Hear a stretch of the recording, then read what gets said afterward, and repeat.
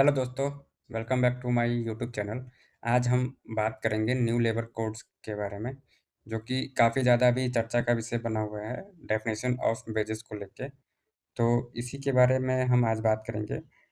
इसकी क्या डेफिनेशन है और इसकी एक हम कोई कैलकुलेशन के बारे में बात करेंगे कि किस हिसाब से इसकी हम कैलकुलेशन करनी है, ठीक है?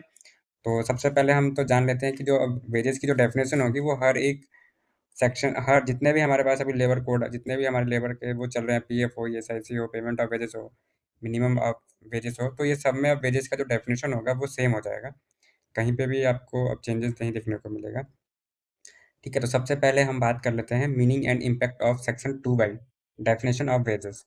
तो यहाँ पे आप देख सकते हैं जो सेक्शन 2 में जो डेफिनेशन की वेजेस को डिफाइन किया गया है, यहाँ पे सिंपली लिखा हुआ है कि ऑल रेम्युनरेशन वेदर बाय पे ऑफ सैलरी, अलाउंसेस और otherwise expressed in terms of money or capable of being so expressed which would if the terms of employment expressed or implied were fulfilled by payable to a person employed in respect of his employment or work done in such employment and includes किसी भी types का वो आप money के terms में अगर आप कुछ भी पे कर रहे हैं तो वो सैलरी ही माना जाता है। तो ठीक है, इसमें कुछ 3 कंपोनेंट्स जो हैं स्पेसिफिक वो इंक्लूड किए जा रहे हैं अभी हम। इसमें सिंपली बेसिक होगा, डीए होगा, रिटेनिंग अलाउंस होगा। ठीक है, रिटेनिंग अलाउंस क्या होता है? ये सीज़नल फैक्ट्री वगैरह में जहाँ पे कुछ लिमिटेड टाइम के लिए काम किया जाता है तो उसको रिटेनिंग अलाउंसेस बोलते हैं, ठीक है? यहाँ पे देखिए आप देख सकते हैं allowances payable to an employ of any factory और other establishment during any period which the establishment is not working for retaining her services. ठीक है, तो ये रिटेनिंग अलाउंसेस की एक डेफिनेशन है यहाँ पे। अभी हम बात करते हैं इसके कुछ एलिजिबल कंपोनेंट्स के बारे में, ठीक है? और जो कि जैसे हमने यहाँ पे डिफाइन किया है, आपको अच्छे से एक्सप्लेन करने के लिए हमने एक डिफाइन किया है कि वेजेस एलिजिबल वेजेस एलिमेंट, ठीक है? यहाँ पे आप क्लॉज ए टू आई में आप देख सकते हैं बट डज नॉट इंक्लूड। तो ऊपर जो आपको मैंने अभी एक्सप्लेन किया वेजेस की जो डेफिनेशन है, अभी खाली बेसिक डीए और रिटेनिंग अलाउंसेस को ही हम वेजेस बोलेंगे, ठीक है? अभी हम देखते हैं कि वेजेस की डेफिनेशन में क्या क्या चीज़ जो है वो इंक्लूड नहीं है। तो any bonus payable under the law for the time being in force which does not form part of the remuneration payable under the terms of employment. ठीक है, तो कोई भी बोनस होगा वो जो ये वेजेस की डेफिनेशन में नहीं आएगा। हाउस एकोमोडेशन हो गया, आपका सप्लाई ऑफ लाइट हो गया, वाटर हो गया, मेडिकल हो गया, अटेंडेंस और other amenity of any services excluded from the computation of wages by a general और special order of the appropriate government. ठीक है, तो ये कुछ भी जो होगा आपका वेजेस की डेफिनेशन में इंक्लूड नहीं होगा। यहाँ पे देखिए any contribution paid by the employer to any pension और प्रोविडेंट फंड, ये जो पीएफ है ये भी आपका वेजेस की डेफिनेशन पे नहीं आएगा। किसी भी टाइप का कन्वेंस अलाउंस होगा, ट्रैवलिंग कंसेशन होगा, ये भी आपका वेजेस की डेफिनेशन में नहीं आएगा। Any sum paid employed person different special expenses, कोई भी स्पेशल एक्सपेंसेस भी आपका नहीं होगा। एचआरए हाउस रेंट अलाउंस भी नहीं होगा आपका।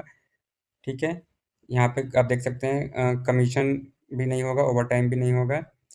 Any gratuity payable on the termination of employment, अगर आप टर्मिनेशन के टाइम पे ग्रेजुटी पे कर रहे हो तो वो भी आपका हिस्सा नहीं होगा वेजेस का। कोई भी रिटैचमेंट होगा, कंपनसेशन और the other benefit payable to an employ of any ex gratia payment made to him termination of employment. तो ये कुछ भी होगा जो आपका वेजेस की डेफिनेशन में इंक्लूड नहीं होगा। ठीक है, तो अभी एक छोटा सा यहाँ पे देखिए वेजेस के बारे में हम अभी देख रहे हैं कि इसमें क्या लिखा हुआ है, किस हिसाब से कैलकुलेशन होगा।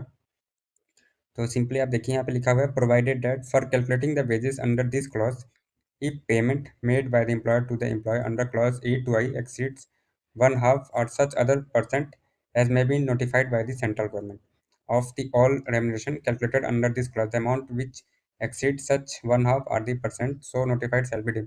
तो इसमें यही बताया जा रहा है कि अगर जो भी आपके वेजेस हैं, बेसिक डीए और रिटेनिंग अलाउंसेस, ठीक है, यही आपके वेजेस होंगे और जो भी आपका आप कंपोनेंट्स ले रहे हो उसका 50% आपका वो वेजेस होना चाहिए। उससे ज़्यादा अगर वेजेस रहता है तो आपको 50% के हिसाब से ही कैलकुलेशन करना पड़ेगा। आपको आपको वो वेजेस बनाने ही पड़ेंगे।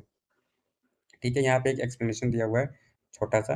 तो एक ये है, अभी मैं आपको एक छोटा-सा एग्ज़ाम्पल के थ्रू मैं आपको ये समझाने की कोशिश करूँगा।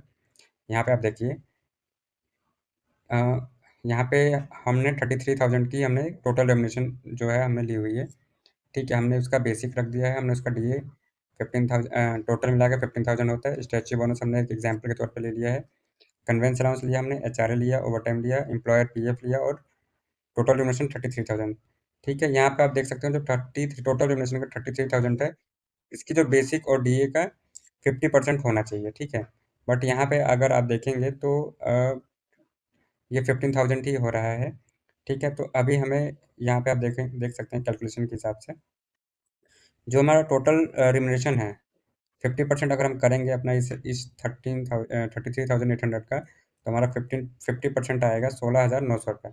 तो हमें जो वेजेस होगी हमारी, जो वेजेस की डेफिनेशन के अकॉर्डिंग जो बेसिक और डीए हमारा होगा, वो हमें 16,900 रखना पड़ेगा।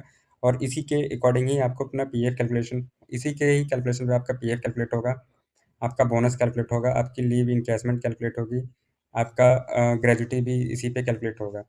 तो जो आपकी वेजेस की फिर इसके अकॉर्डिंग जो डेफिनेशन बनती है वो 50% ही आपको रखना है बेसिक और डीए।